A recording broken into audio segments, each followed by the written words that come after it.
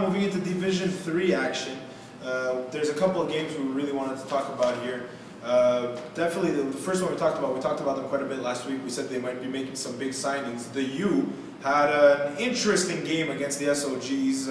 Ross is going to talk to us about that game. Well, as boring as it sounds, a 6-6 game in D3, even with this U signing players like Hoa from Notre Dame and Rick Cummings from the Monarchs, you think bringing these teams with Ravi and Phil Cowie, you know, he'd already have enough weapons on offense, but apparently they didn't get it done. Maybe it's a lack of chemistry. Maybe it's the fact that they haven't played with each other.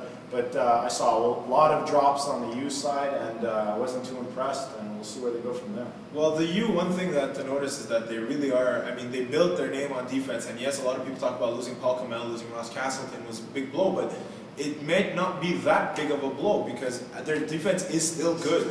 They're maybe not going to be top ranked, but they are still a good defense. Yeah, when it comes down to it, though, is that in this league, it's not based on defense. You win on offense, touchdown. That's what it is. You know, if you score 6 points, any other game, you lose that game. And unfortunately for them, they tied the game 6-6. Yeah. And it came down to the last play, actually, where the SOGs threw it into the end zone, and it was caught, bobbled, and then out of bounds, and there was this whole debate whether it was in. So it was one play or one step. I'm sure nobody kicked the garbage can, though.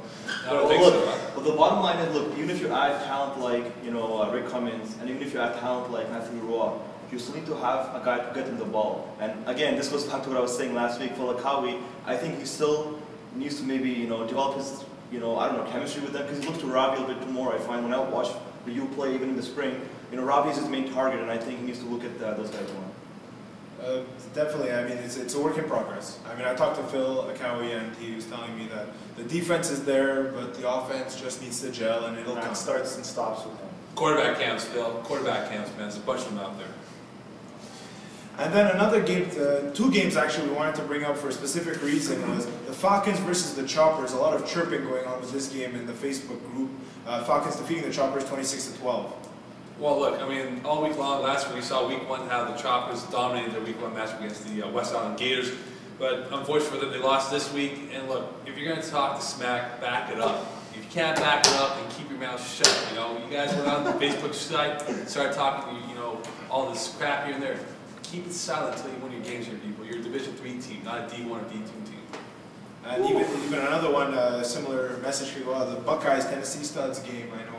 Yeah, well, I mean, look, but the Buckeyes game, I watched that game, and Nathan Taylor, Gary Taylor, the Taylor brothers were effective throughout the game. In fact, we saw Nathan play quarterback for the first half of the football game, but their original quarterback came in halfway through the football game. The thing is, guys, and I know you guys probably relate to this, is that in football, there's a lot of trash talking going on, and sometimes that can take away from the game itself. And for the Buckeyes, that almost cost them the game. Even though they won by a big score, it could have cost them the game had this game a bit closer, you know. Now, let me just point this out. You're saying that Nathan Taylor went quarterback the first half of the game? Yeah, first half of the game. So they were leading 26-6 after the first half. Second half, they got outscored 12-6. Well, Is there a quarterback controversy? No, there's no quarterback controversy whatsoever. The Tennessee Studs were not steadily enough for the Buckeyes yesterday. And like I said before, I mean, if you guys are going to talk a lot of trash talk, keep it to a minimum because you want to win the football games. And the referees will call the flags. And you guys can correlate to this as well. So honestly, look, I think trash talking is a big part of the game though more. I find, you know, these guys, they know that they're in D3, so I think, you know, they feel like they have to get their names out there and be recognized. So I think they feel this is a way for them to, you know, because everyone talks about Carmen Felicia, everyone talks about Notre Dame, everyone talks about the high rollers, Kevin Wyatt, Mohan, Keyshawn Thompson. So I find this is their attempt to kind of like, you know, get their names recognized and, you know, people know who they're. I'm talking about trash talk here, people. No, he's saying people know the names, but I find it interesting of all the names that he mentioned there, the only one who really is a trash talker is Keyshawn Thompson. Everyone else he does it in good spirits. And he backs it up. I mean, I'll be on the other and he backs it up. and I'll laugh at what he's saying. But I mean, when certain people, like Aaron's the king of trash talking on Facebook, I know that much, Paul as well, Paul Kamel. I mean, these guys trash talk, they're not, you know, doing it out of fun per se. They're actually trying to get under your skin. And I mean, if that's done on a football field, sometimes that can lead to, you know, more physical things that we don't need to get into in FlagPlus football. It's going to cost the team eventually if you start trash talking. Not only eventually, it's already happened. So that's it for Division 3. We're moving into Division 4 action and then talking a little bit about Toronto and Ottawa next. Moving into the last portion of our recap segment, we're going to talk a little bit about Division 4, a little bit about Ottawa, Toronto. So in Division 4, The two teams that we're pulling out now, especially since most of them aren't known, and we're going to be talking about it later in our picks of the week. One of the games was last week, the Cardinals versus the Punishers. The Cardinals beat the Punishers by a score of 25-8. The Cardinals are a team, a name you may not recognize, but they've been in the league for at least the last 3 seasons, I believe. They were known as the Saints, and now they're known. Last season, in the spring season, they were known as the Longhorns. They went 1-9, but they're starting off 1-0 here. So I mean, definitely they're off to a promising start. And the other team is the Cobras, who defeated RPFC by a score of 53-12. The highest scoring team in Division 4 so far, obviously with only 1 week played. But those are teams that are playing against each other, and it should be interesting to see where the balance of power shifts after this week's game. Moving on into Ottawa. Ottawa, 2 teams really that, I mean, obviously I'm not there, but from what I hear from people who are there, the 2 teams to look at are the Barracudas, led by quarterback Tom Patrick, who's just lighting it up over the first couple weeks. They won over the Bombers 39-6. They had a big win there. And the other team is Touch This, who beat NWA by a score of 40-12.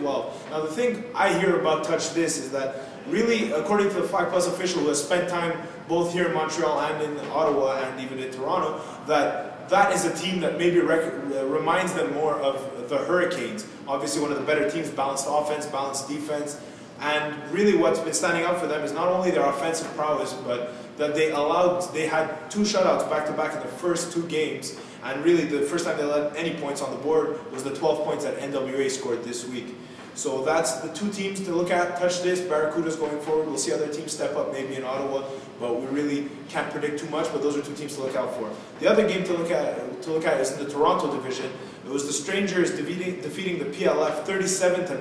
Now the thing to know about the Strangers is they have a familiar face to FlagPlus football fans from Montreal. It's Rodney Charles, who was a quarterback of Notre Dame for several seasons. Strong-arm quarterback, very mobile, very smart, knows how to get it done. Really, Rodney Charles is one of the better quarterbacks statistically in the history of FlagPlus football. Had to move to Toronto in the offseason. That's why Notre Dame, when they made the jump to Division 1, grabbed Carmen Palice. So he's been lighting it up over the first 3 weeks as well. So definitely another name to look after in Toronto as the weeks go on.